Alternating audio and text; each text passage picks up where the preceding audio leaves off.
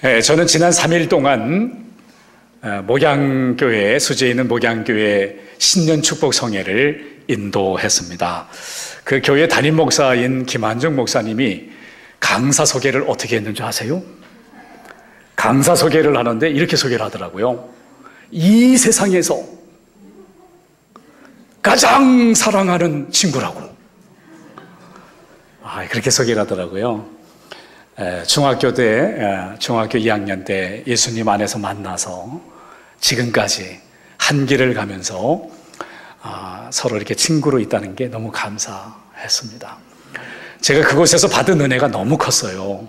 너무 컸습니다. 저희가 이제 어제 저녁에 집회 끝나고 우리 장로님들이 다 모이셨더라고요.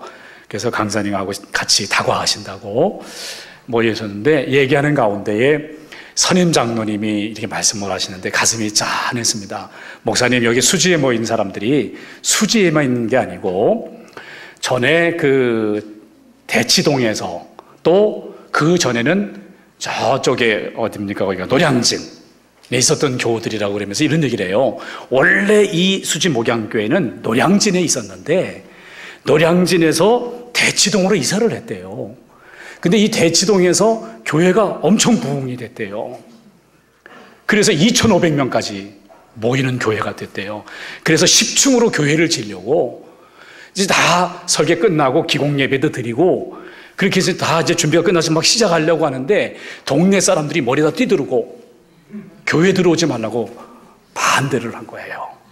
근데 이 사람들을 설득하고 또 설득하고 그랬는데도 설득이 안 되고 결국은 교회가 건축하는 것을 포기하고 수지에다가 전원교회를 한다고 수지에다 땅을 샀답니다. 그런데 이 또 땅을 샀는데 거기에 있는 사람들이 나가줘야 되는데 이 철거민들이 안 나가시는 거예요. 그래가지고는 또 다른 데다 땅을 사가지고 그분들을 다 그쪽으로 이사 가실 수 있도록 집을 다 줘주고 그리고 이제 이 교회를 지려고 설계를 하고 이제 그러는 과정 속에 또 목사님이 암이 걸리셔가지고 너무 고생을 하셨다는 거예요. 그러면서 저보고 그래요. 2,500명이었는데 수지 목양교회로 간다고 그러니까 350명으로 떨어지더래요. 350명. 그 목사님 암을 좀 고쳐보려고 부단히 애를 썼나 봐요. 그러면서 그분이 그런 얘기 하더라고.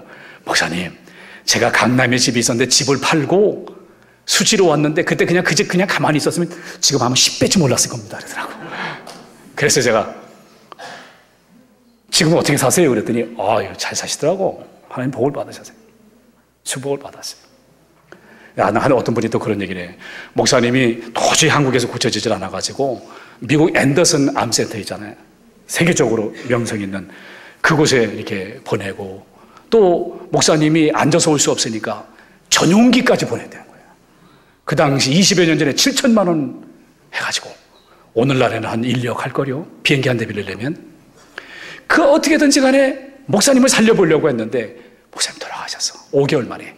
그래서 그 비통함 이제 그런 것들을 이렇게 얘기하시는데 그러면서 이 목양교회가 교육관 짓는데 3년, 본당 짓는데 5년, 8년이고 설계까지 하면 10년이 넘게 걸렸습니다. 근데 보시죠. 참 우리는 2줄뿐이 안 되는데 그 교회는 꽤 많더라고. 하나님께서 인도하셨더라고요. 근데 여기까지 인도하시는 동안에 저렇게 간증을 하지만 그 과정 중에는 얼마나 힘들었을까. 그러면서 사도 바울의 말이 생각이 났습니다. 여러분, 사도 바울이 고린도 교회에 이런 말을 했어요. 형제들아, 우리가 힘에 겹도록 심한 고난을 당하여 뭐까지 끊어지고요? 살 소망까지 끊어지고 우리는 우리 자신이 사형 선고를 받은 줄 알았으니 이는 우리로 자기를 의지하지 말고 오직 죽은 자를 다시 살리시는 하나님만 의지하려 하심이라. 얼마나 힘들었으면 살 소망이 끊어졌다는 거예요. 사형 선고를 받은 줄 알았다는 거예요. 나는 이제 죽었다. 나는 이제 죽었구나. 그런 생각이 들 때 인간을 의지하지 않고 오직 죽은 자를 다시 살리시는 하나님만 의지하고 살았다는 거죠. 사랑하는 성도 여러분, 사도 바울이 살 소망이 끊어질 정도로 그렇게 힘겨운 상황에도 포기하지 않고 살았던 이유가 있습니다. 그 이유가 오늘 본문에 나와 있는 거예요. 오늘 말씀 짧으니까 다시 한번 읽어볼게요. 시작. 유익한 것은 무엇이든지 공중 앞에서나 각 집에서나 거리낌이 없이 여러분에게 전하여 가르쳤다. 여기 보면 거리낌이 없었다 그랬어요. 거리낌이 없었다. 포기할 수 없었다. 위축되거나 뒤로 물러설 수 없었다. 주저하지 않고 전할 수밖에 없었는데, 그것이 공공장소든 그것이 각 개인의 집이든 거리끼지 않고 주저하지 않고 포기하지 않고 위축되지 않고 전했다라고 이야기를 하는데, 도대체 무엇을 주저없이 전했는가? 오늘 말씀 24절, 오늘 읽지 않았지만 함께 읽어봅니다. 시작. 내가 달려갈 길과 주 예수께 받은 사명, 하나님의 은혜의 복음을 증언하는 일을 마치려 하면은, 조금도 귀한 것으로 여기지 아니하노라. 하나님의 은혜의 복음을 주저없이 전했다는 거예요. 내 목숨보다 더 귀하게. 사실 이런 말은 정말 하기 힘든 말이에요. 어떻습니까, 여러분? 재물을 얼마나 준다 할지라도 생명하고 바꾸시겠어요? 안 바꾸죠. 나에게 아무리 높은 지위를 줬다 하더라도 생명하고 바꾸시겠어요? 안 바꾸죠. 내가 살아있기 때문에, 생명이 있기 때문에 지위가 있고, 생명이 있기 때문에 일이 있고, 생명이 있기 때문에 재물이 있는 거지. 생명이 없으면 무슨 소용이 있겠어요? 그런데 사도 바울은 하나님의 은혜의 복음이 내 목숨보다 귀하다고 그랬어요. 내 목숨보다 귀하다. 이 하나님의 은혜의 복음이 내 목숨보다 귀하다. 왜 이 하나님의 은혜의 복음이 무엇길래 이렇게까지 얘기하는가? 우리 같이 하나님의 복음을 읽어봅니다. 시작. 이 복음은 하나님이 선지자들을 통하여 그의 아들에 관하여 성경에 미리 약속하신 것이라.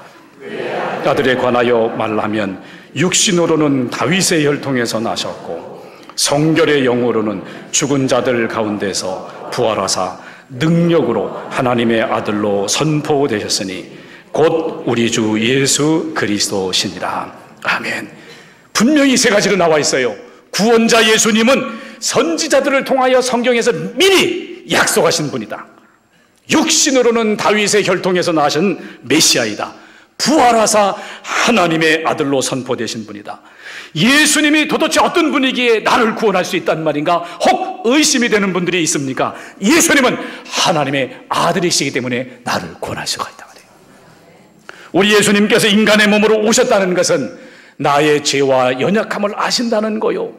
우리 주님이 하나님의 아들이시기에 죄가 없으신 것이요.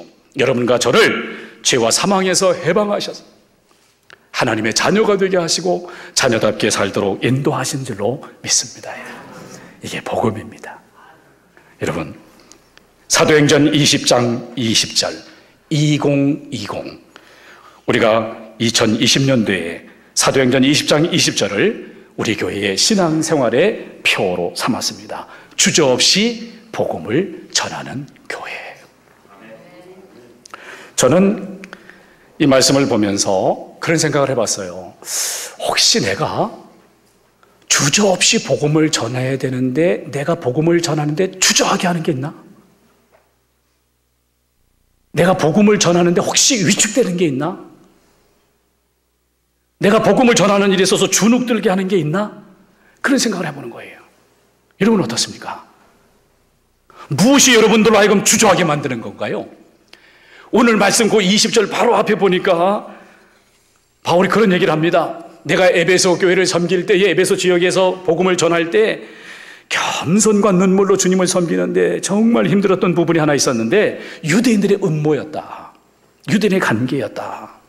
그랬어요. 같은 유대인들이 힘들게 했었다.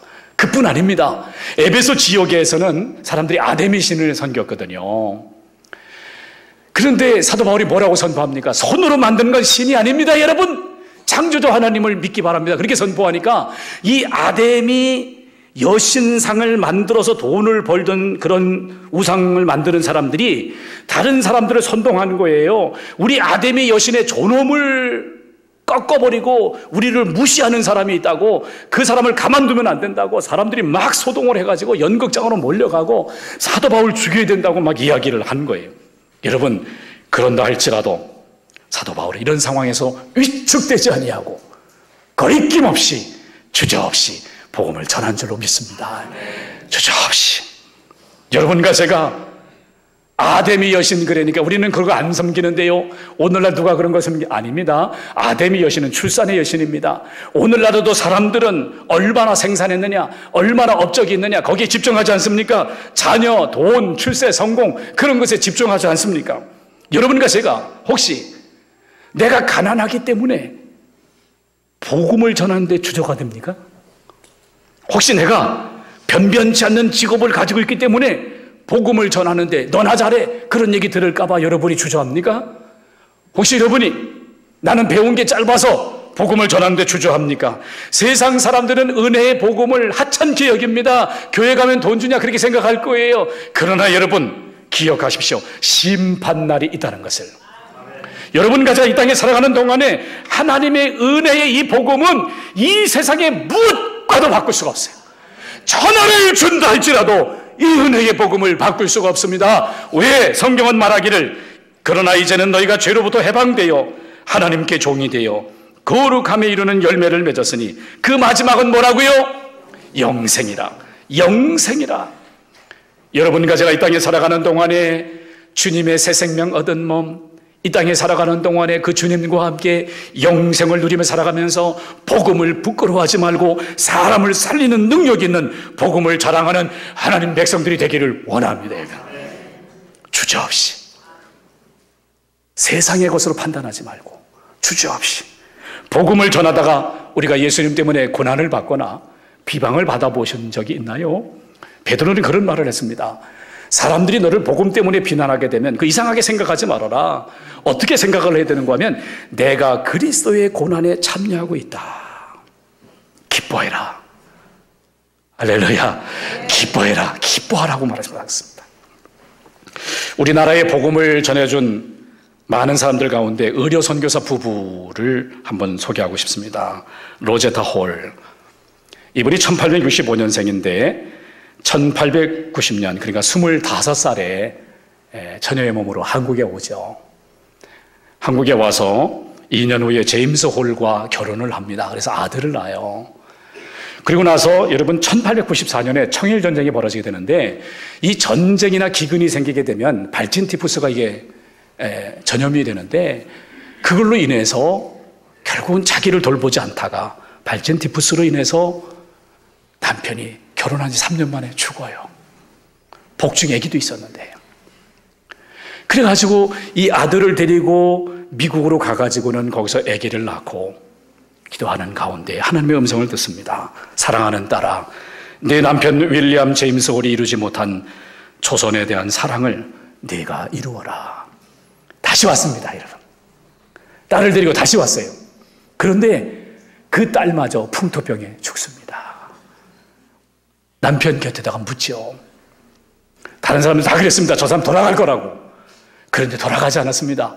85세까지 오늘날 그 이화여대 대학병원이나 고려대 의대의 전신을 그분이 다 시작하신 거예요. 한국에 김재동이라는 사람 미국에 보내가지고 의료 공부도 하게 하신 분이에요. 그 사람 얘기했습니다. 대한민국은 내가 살 곳이 아니라 죽을 곳이다. 사명의 자리는 죽는 자리입니다.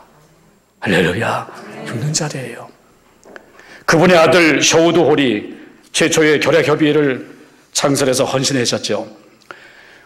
우리나라 그 선교사들 중에 한 분이셨던 그 지금 수표교교회 담임 목사인 김진웅 목사님의 최근에 책을 아주 잘 냈는데 그분 책을 보다 보니까 이분에 대한 얘기가 나오더군요. 그분의 아들 셔우드 홀이 91세가 돼가지고 그 광성고등학교에서 예배 시간에 이런 말씀을 전했답니다. I still love Korea. 나는 여전히 한국을 사랑합니다.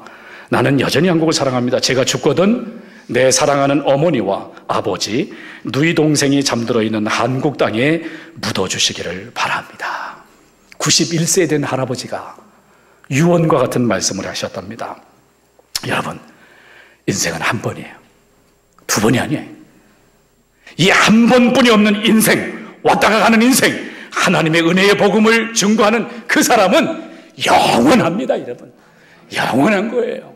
우리가 어떻게 살아야 되는지를 깨닫게 해주시는 거예요.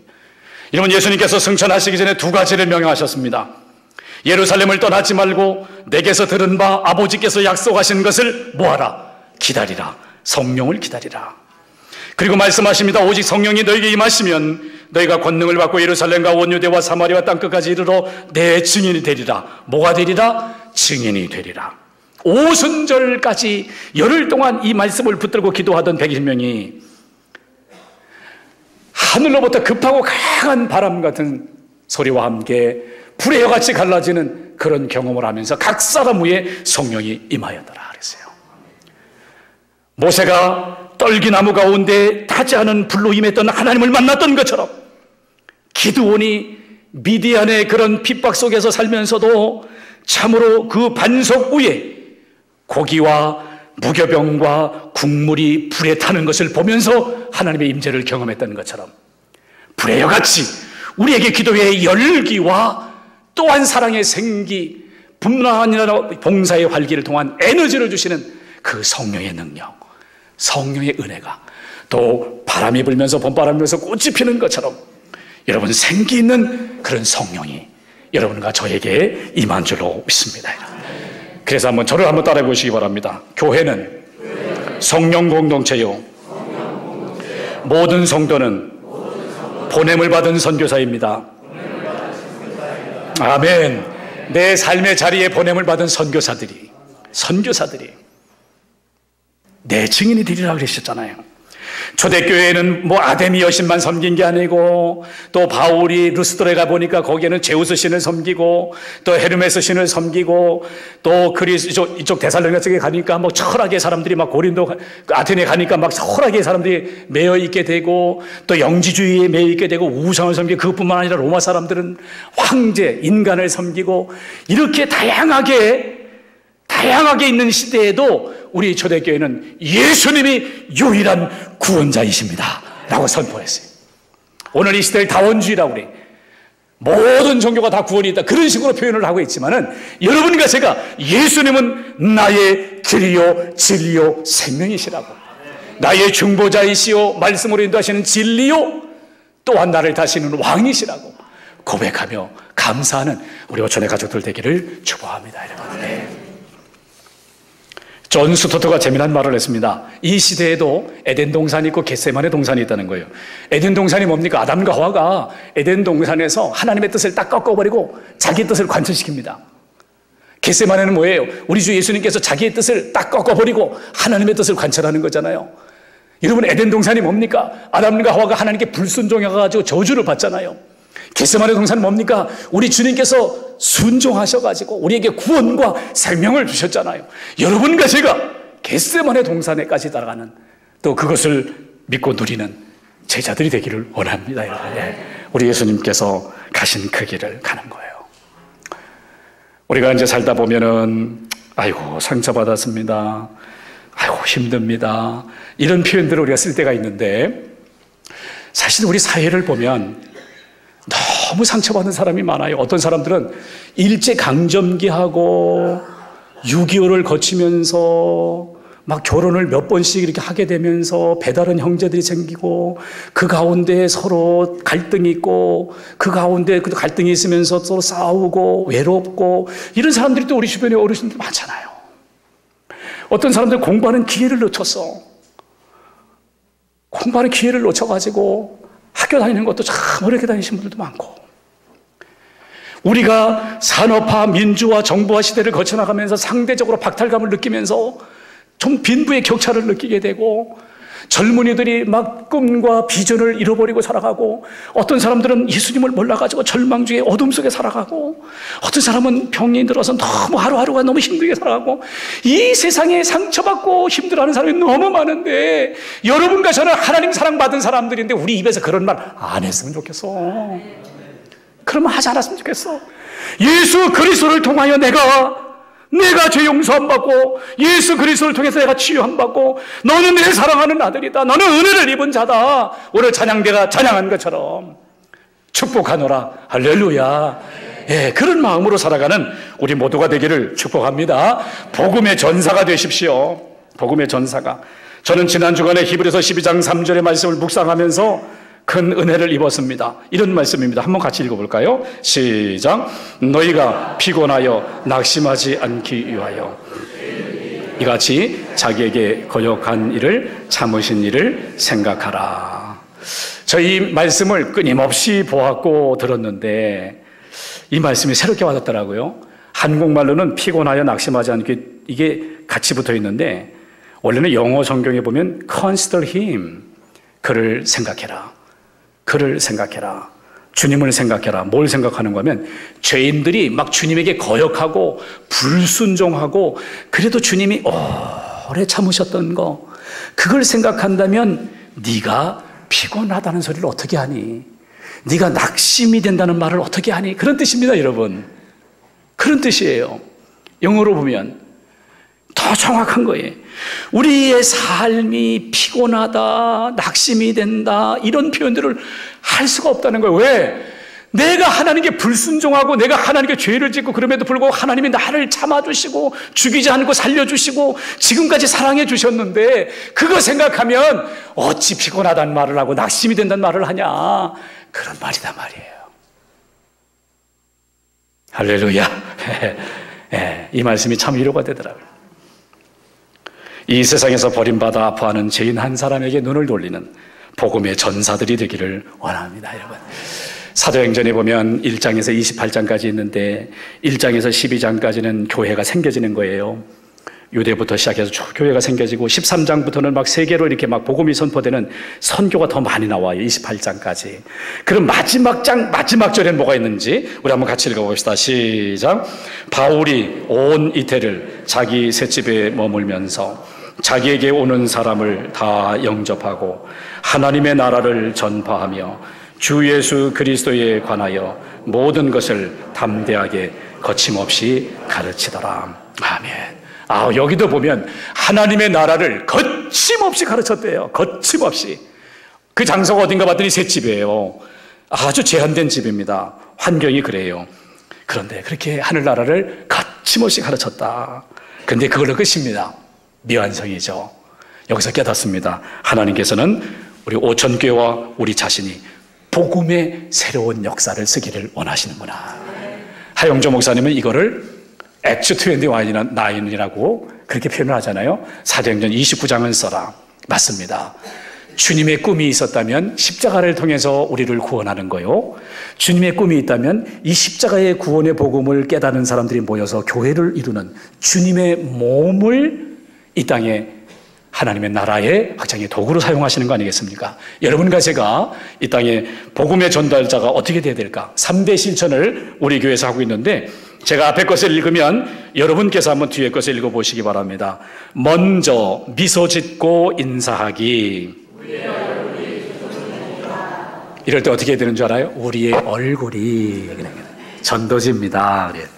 다른 사람들이 우리 얼굴만 봐도 나도 저 사람처럼 되고 싶다, 그래야 된다는 거죠. 자, 두 번째, 20명을 주님께로 인도하기. 기죽어. 20명이 뭐야, 나는 달 2명도 못하겠네, 그런 의미라기보다는 여러분과 제가 우리의 말로 복음을 좀 선포했으면 좋겠다, 그런 의미를 담고 있습니다. 자, 세 번째, 온 가족이 예배의 은총을 누리기. 아멘. 가족은 돌이 없어요. 본을 보이지 않고는요, 난 너 같으면 안 믿어, 이렇게 된단 말이에요.